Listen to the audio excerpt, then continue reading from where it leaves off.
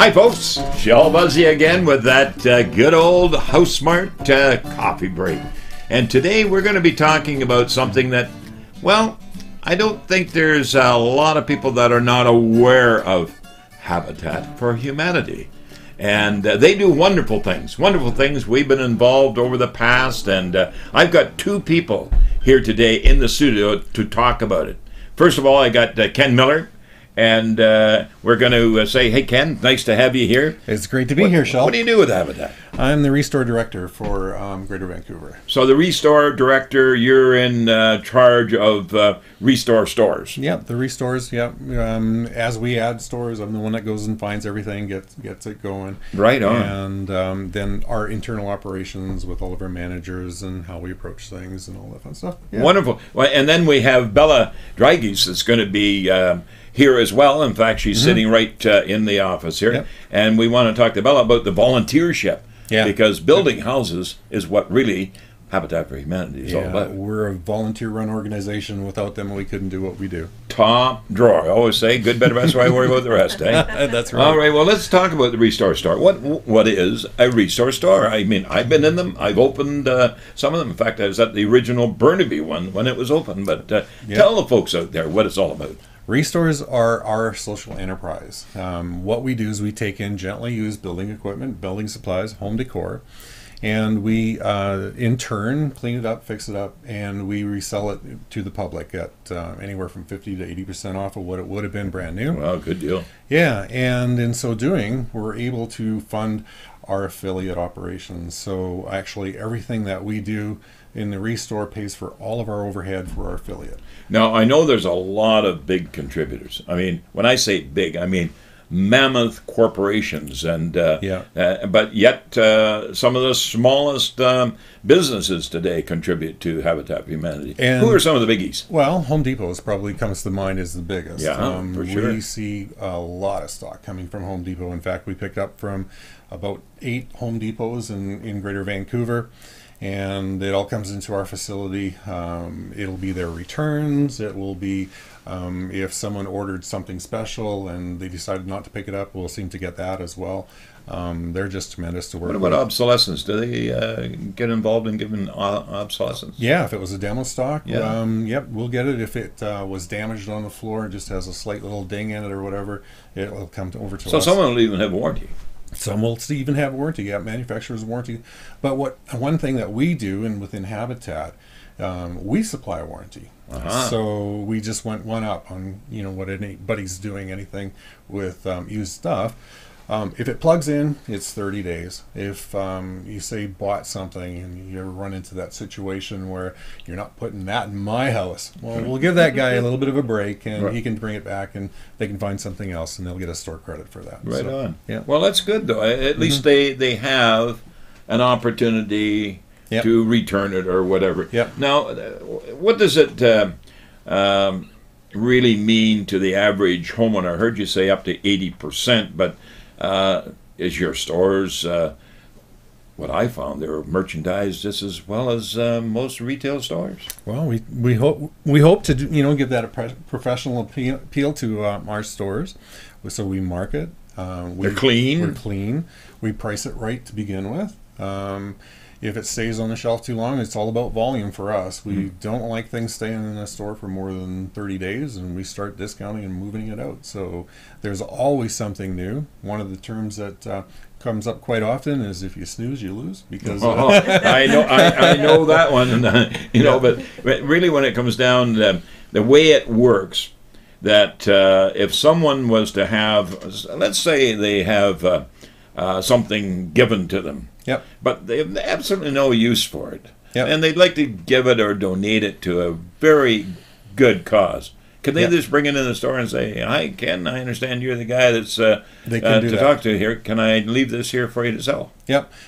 We have 4 stores, so they're anywhere within our market. They can decide to bring it down to the store, and drop it off, and we'll look at it. We can't take everything sometimes, but we take just about everything. But I know you're opening a new store. We are opening a new store. And Tell us where. It's on Enterprise, 7977 Enterprise. That's Burnaby. Yeah, Burnaby, right across from the Global Studios. Wow. So, as a landmark, if you know where that is.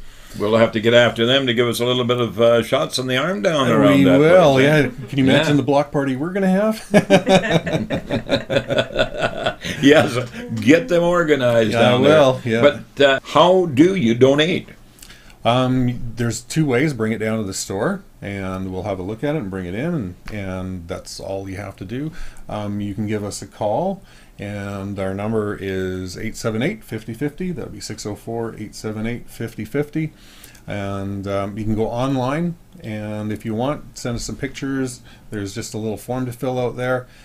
We have trucks. We do pickups as well. Yeah, you see the trucks all over. The trucks are out on the road.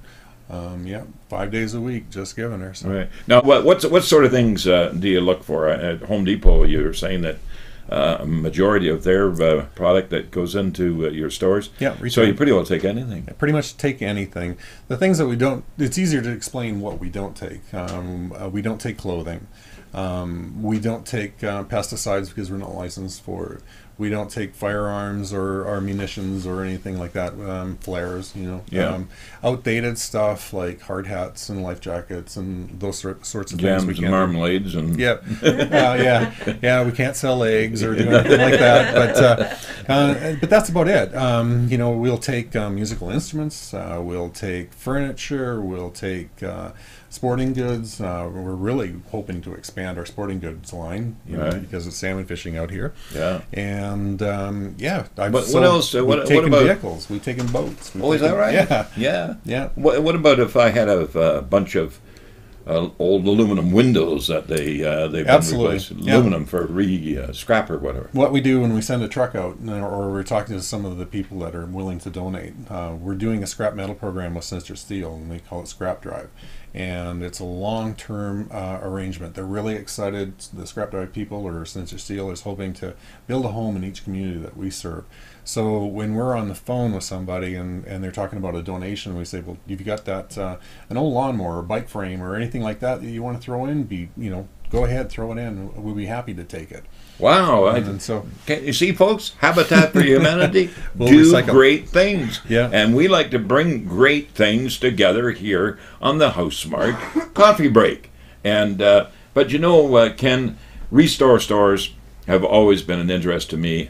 I've been into a lot of the stores. I've been up in the country, up into the Caribou. I've been up into the areas of Kelowna and Kamloops, the interior. Yep. And by gosh, I tell you, those are nice stores. Yeah, we have a really, our one in Kelowna just opened up in just over in 1 year, just setting new records across Canada for a store opening. Great location, West Bank or South Kelowna. And the Kamloops store is doing really, really well. So we're really, really happy. And it's 100% profit. It is. Other than volunteers, management, now what have you. The volunteers are there volunteering. Management are there, qualified management. And I'll tell you, they get the job done. But we got to talk to Bella about this whole volunteership. She's got it down, too. I know she's just wanting to get at it. Yeah, so I know that, too. Yeah. We're going to bring her on in here right now. But I'd like to thank you. Good stuff, good things. Good, better, best, I'd say. Why worry about the rest? That's right. Okay, thank you. You bet. Thank you again. Thanks, Shell. All right. Well, folks, as promised, I have Bella Drygeese with me right now. And we're going to talk not only about different items that the Habitat for Humanity really get involved in, like fundraising and getting involved in housing. How do you qualify for a Habitat for Humanity house, for an example? They're not free. This is not social housing. This is something that's pretty exciting. How are you doing, Bella? I'm good. How are you? Absolutely. Thank you for having me here. We love this kind of interview. So let's tell the folks all about volunteership. Yes, let's do that. Yeah. Yes. So tell me, how, first of all, do I become a volunteer? Well, it's very simple. You go to our website, you go to habitatgv.ca, and you apply online with the volunteer application form. From there, you give us as much information as possible as to what skill set you bring to the table. That way, when we do a call out for, especially for our government build site, our projects that we have on hand, events that we actually attend, as well as especially for the restores. Right. We do need volunteers at every level in that sense, but when you fill out the application form, you give us information about yourself. We do a call out. We call you back depending on what area you want to volunteer at. And we put a call out saying we need help with the build site. We need help at building the new store up. And we get volunteers calling us back saying, okay, I'm available during these times. Can you schedule me in? And my philosophy is any help is better than no help. So, oh boy, you got that right. Yeah, so if we can work around your schedule, we'll do it.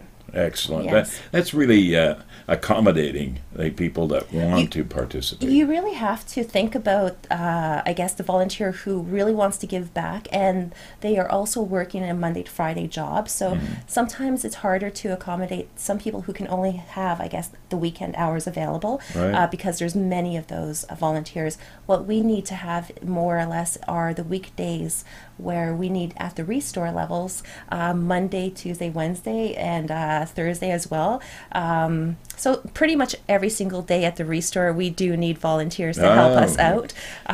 They serve too. Oh, they definitely do. You know, they get to know they are so proud when they sell you something because they studied that product and they know that product. Yes. When they're putting it on the shelf. Well, they see it as it comes into the store, so they see the new things that come in. They know where they've placed it. Some customer comes in and says, you know, I'm looking for this item, and so they are able to show them and direct them where they need to go, and then it saves them, the customer's time, as well as it makes the volunteer feel like they've helped other people. And so at the restore level, yes, it's very much customer service. It's a building supply store. It is. And Well, I'll it's tell more you, than if you just don't building have customer supplies, service in a building supply Yeah. store now, Bella, forget it, because you end up being what I call label readers. Yeah. And then that's when right. you're label reading, it becomes, what did you interpret from that? Yeah, that's right. You Well, know. we accept everything at the restores, everything up into the sink, and so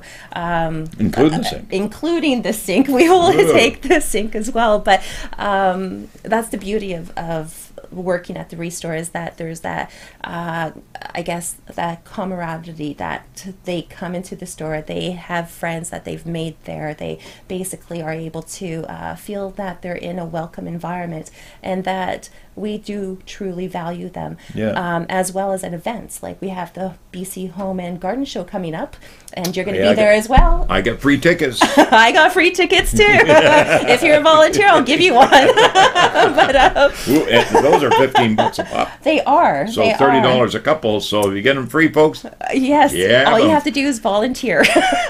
Tell me, what about orientations? Well, orientations, there's different orientations in terms of what you're volunteering for, but for the restore level, there's an orientation every single day, and that's specifically for the restore. So you do your orientation, you sit down with that manager or assistant manager from that restore, and they give you a breakdown of what to expect. And that can be found on the website as well. So if you go to the volunteer tab at habitatgv.ca, then it'll give you where the locations are, the dates and times. We'll have that right on the bottom of our screen as well. So. Yes. And then for the build site, we don't typically have a regular orientation on an ongoing basis for the build sites. Those are actually custom to the build itself, because as things come and progress, it's usually a daily orientation right before the build itself during that day, so that as projects get accomplished and there's new tasks at hand, obviously the orientation is going to be adjusted for that purpose.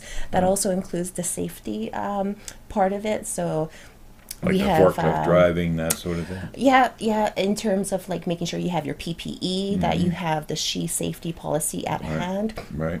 And then for the events, that's another ball of wax. We have basically orientations on usually the day of the event. Sometimes we'll be able to give, I guess, an email burst saying, okay, well, thank you volunteers for signing up, and this is what you're going to be expecting. And so that's usually on an ongoing basis, and it's per event. Great. That's great. Now, why get involved? Now, the people who qualify for the homes, we made reference to that at the beginning, that it's not social housing. These people qualify. They go through a qualifying process. And also, when it comes to getting involved in building the homes or working in the stores or whatever, how does that all come together? Well, if you're looking at family partners, that's what we call at Habitat families who have been accepted to be in the Habitat home. So those family partners have to go through an intensive application process. So we basically go through an application, then there's a house visit, and then there's many other steps beyond that. Once they've been approved to be accepted to be a partner family, they do have to do a down payment of 500 sweat hours, and so that's basically and they have to accomplish this down payment prior to getting the key to the house. Once they do, and they can volunteer by any method in terms of the build site to the events, as well as, I guess, the restores. Right. And so that would be their down payment prior to getting into the home. And there is a lengthy process there, and our family services and special projects director, she would actually be the person to speak to about that. That'd be great. So we'll have her on one of my coffee breaks. And that would be bring fantastic. Her Yeah. name is Claire Davey, and she's a fantastic woman, and she's brilliant. And she deals with that whole department. Yeah. And so when she has families come on board and they have gone through the whole application process, then I will have them in terms of volunteers. And we are taking applications for the Richmond Build site. So that's something that we have going, that's been out there in the public, saying that if you are interested, again, it is a lengthy process. It's not something that you apply and then you get a response immediately. We do have strict guidelines we have to follow through as being a Habitat. That's understandable, though. But the main thing, folks, I wanted to get across talking to Ken and Bella is that participating within fundraising nonprofit organizations, we do here through the Shell Busey House Smart Home Services, and it's very important to us because we're able to do it with your help, and your help is using the services, obviously. So I would like to say to Bella, it's really not a no skills position volunteering, because the skills are required, but lots of non-skill projects or jobs or processes that take place are there. If they want the desire to learn how to frame, want to learn how to do whatever their, I guess, whatever their feeling is something that they never had. They're accomplishing. Right. Yeah. They can do that at the build site, so they get hands-on training, and then they have an expert next to them to show them how to do. Absolutely so great. Really you know, you've got me, and you have had me for a number of years now, and we're going to fix that coffee too. Hope so. No. We'll get some more water for you. But folks, I'd like to take this opportunity to thank Bella and Ken for coming out today and talking about Habitat for Humanity. Their upcoming new facility, which is going to be what we used to call soft opening, but introduction to the neighborhood, introduction to the area, and it's going to be great for you to see it because we'll have it here on the coffee break sooner than later. So thank you very much for watching. Thank you very much, Bella, for being with me. Thank you so much. And pass on my very best and to everyone. If you see Habitat for Humanity anywhere, at a home show, a street fair, or in the store, the Restore store, or wherever, give them 100% of your requirements, because I tell you, they have it all for you. It's just that easy, folks. Till next time, bye-bye for now.